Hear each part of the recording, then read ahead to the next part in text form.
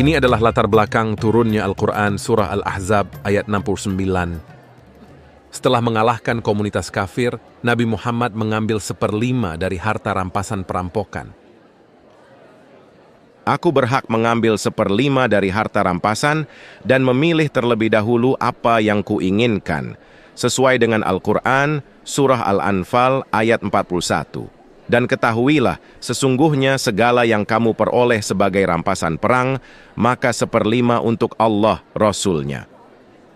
Setelah itu, Nabi Muhammad membagi sisa rampasan perampokan di antara para prajurit Muslim. Pembagian harta jarahan ini tidak selalu berjalan lancar karena semua pihak merasa berhak mendapatkan bagian yang lebih besar. Seorang lelaki Muslim Ansar berkata, "Aku bekerja keras memerangi kafir sampai hampir mati, tapi hanya ini yang kudapatkan. Sudah jelas bahwa pembagian harta rampasan ini tidak dilakukan dengan jalan Allah." Abdullah ibnu Mas'ud adalah salah satu sahabat Nabi Muhammad yang paling setia. Ketika dia mendengar apa yang dikatakan oleh orang Ansar itu, dia menjadi marah. Kamu sungguh kurang ajar. Apakah kamu memang menuduh Rasulullah mengambil bagianmu? Dasar musuh Allah, aku akan melaporkan perkataanmu kepada Rasulullah. Ibnu Mas'ud kemudian pergi kepada Nabi Muhammad dan menceritakan apa yang dikatakan oleh orang Ansar itu. Dia mempertanyakan caramu membagi harta rampasan dan menuduhmu tidak adil kepadanya. Wajah Nabi memerah dan beliau berkata, Semoga Allah memberikan rahmat kepada Musa. Dia diganggu dengan perkara yang lebih buruk dari ini, namun tetap bersabar. Apa yang membuatmu mengaitkan ini dengan Musa? Ini adalah cerita yang terjadi dahulu kala. Pada zaman Nabi Musa, orang-orang Israel itu suka mandi bersama.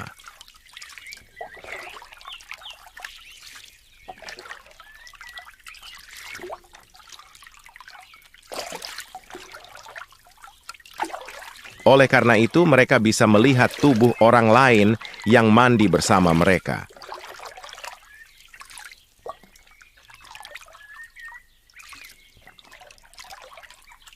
Berbeda dengan kebanyakan orang Israel, Nabi Musa lebih suka mandi sendirian.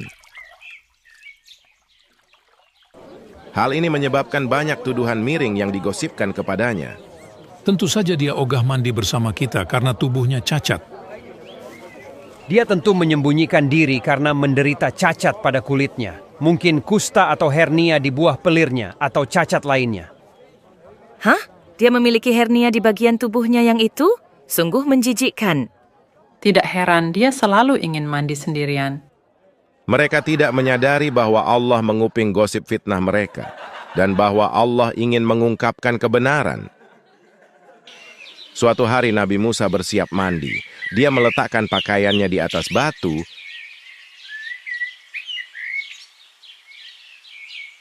lalu nyemplung ke air.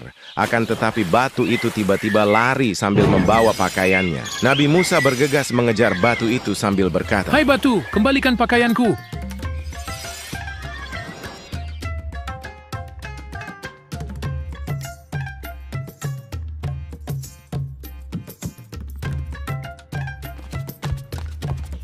Batu itu berlari ke daerah di mana banyak orang berkumpul.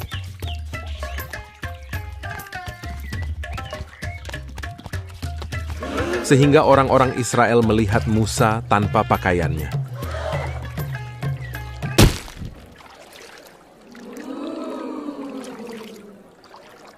Demi Allah, tak ada yang aneh pada tubuh Musa.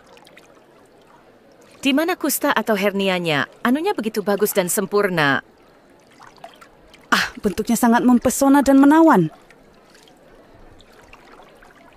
Allah menunjukkan kepada orang-orang Yahudi yang mencela Nabi Musa bahwa tuduhan mereka tidak berdasar dan bahwa kemaluan Nabi Musa itu sempurna, tiada cacatnya.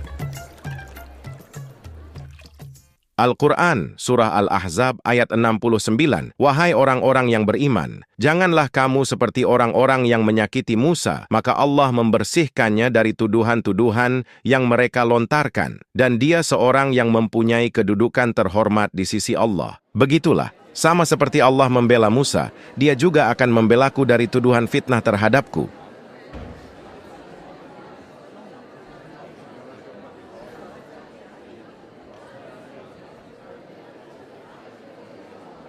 Tapi ini bukanlah kali pertama Nabi Muhammad dituduh mencuri jatah harta jarahan orang lain. Ini adalah peristiwa turunnya Al-Quran Surah Ali Imran, ayat 161 yang terjadi setelah perampokan Badar.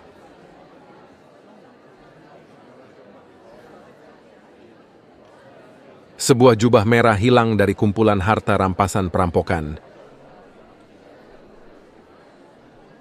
Hei, di mana jubah merah yang tadi ada? Jubah itu seharusnya ada di sini dan tidak boleh ada yang mengambilnya. Rasulullah mungkin telah mengambilnya. Wah, nggak boleh begitu, karena harta rampasan belum dibagi-bagikan. Mereka semua pergi menemui Nabi Muhammad. Ya Rasulullah, mengapa engkau mengambil jubah merah dari barang jarahan? Engkau harus mengembalikan jubah itu, Rasulullah. Loh, aku tidak mencurinya. Beraninya kamu menuduh aku melakukan itu? Lalu di mana jubah itu? Mana aku tahu? Oh, tunggu. Allah baru saja memberikan wahyu kepadaku.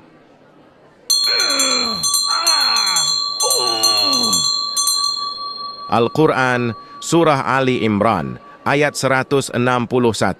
Dan tak mungkin seorang nabi berkhianat tentang rampasan. Barang siapa berkhianat, niscaya pada hari kiamat, dia akan datang membawa apa yang dikhianatkannya. Kemudian setiap orang akan diberi balasan yang sempurna sesuai dengan apa yang dilakukannya dan mereka tidak dizalimi. Begitulah, Allah sudah memberikan jawaban bagimu.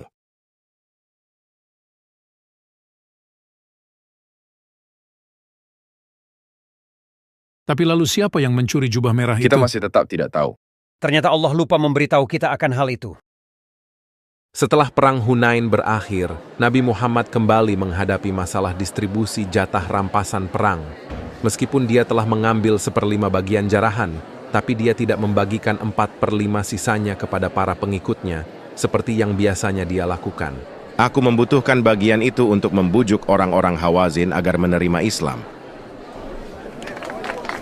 Kemudian, Nabi Muhammad memberikan banyak unta dan harta benda kepada para mu'alaf dari suku Hawazin. Terima kasih Rasulullah. Kami setengah mati bertempur melawan mereka kaum kafir. Namun sekarang Rasulullah memberikan mereka jatah Mereka jarahan bukan milik lagi kami. kaum kafir karena telah masuk Islam dan mendapat upah karenanya.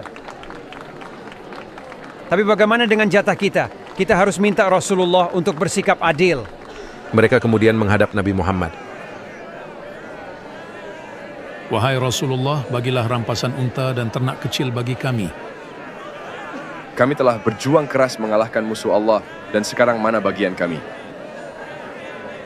Umat Muslim marah karena tidak mendapatkan jatah jarahan mereka. Mereka kaum kafir.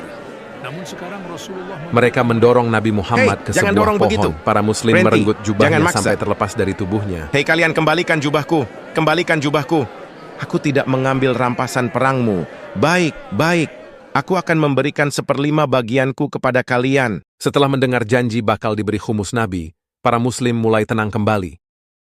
Keterangan ini tertulis dalam The History of Al-Tabari, volume 9, halaman 31. Orang-orang mengikutinya sambil berkata, "Wahai Rasulullah, bagilah rampasan unta dan ternak kecil di antara kami," sampai mereka mendorong dia sebuah pohon dan jubahnya ditarik dari tubuhnya. Dia berkata, "Wahai orang-orang, kembalikanlah jubahku." Wahai orang-orang, demi Allah aku tidak mengambil apapun dari rampasan perangmu, bahkan sampai rambut ini, kecuali 1/5, dan 1/5 itu akan dikembalikan kepada kalian. Jadi Nabi dengan jelas berjanji kepada umat Muslim bahwa dia akan memberikan bagian miliknya, yakni khumus, yang merupakan 1/5 dari rampasan perang kepada umat Muslim. Tapi apakah Nabi memenuhi janjinya? Tentu saja tidak. Aku memutuskan untuk membujuk orang-orang Quraisy agar menerima Islam, apalagi mereka sudah membantuku dalam perang Hunain melawan suku Hawazin. Butuh banyak unta dan emas untuk menyenangkan orang Quraisy. Seperti biasa, Nabi membenarkan tindakannya dengan pesan ilahi dari Allah. Al-Quran Surah At-Taubah ayat 60. Sesungguhnya zakat-zakat itu adalah untuk para mu'alaf yang dibujuk hatinya. Para pemimpin Quraisy, yaitu Abu Sufyan bin Harb, kedua putranya Muawiyah dan Yazid, Safwan bin Umayyah, Suhail bin Amr, Uyayanah bin Hisn, dan banyak lagi, menjadi dikenal sebagai orang-orang yang menerima 100. 100 apa nih? Aku memberikan 100 unta kepada masing-masing dari kalian. Terima kasih banyak ya Rasulullah. Allahu Akbar. Terima kasih Rasulullah. Allahu Jika Akbar. aku dulu tahu kau bisa begitu murah hati, sudah lama aku menjadi muslim. Seluruh rampasan Hunain dibagikan di antara orang-orang Quraisy dan suku-suku Badui. Sementara Muslim Ansar tidak menerima apapun.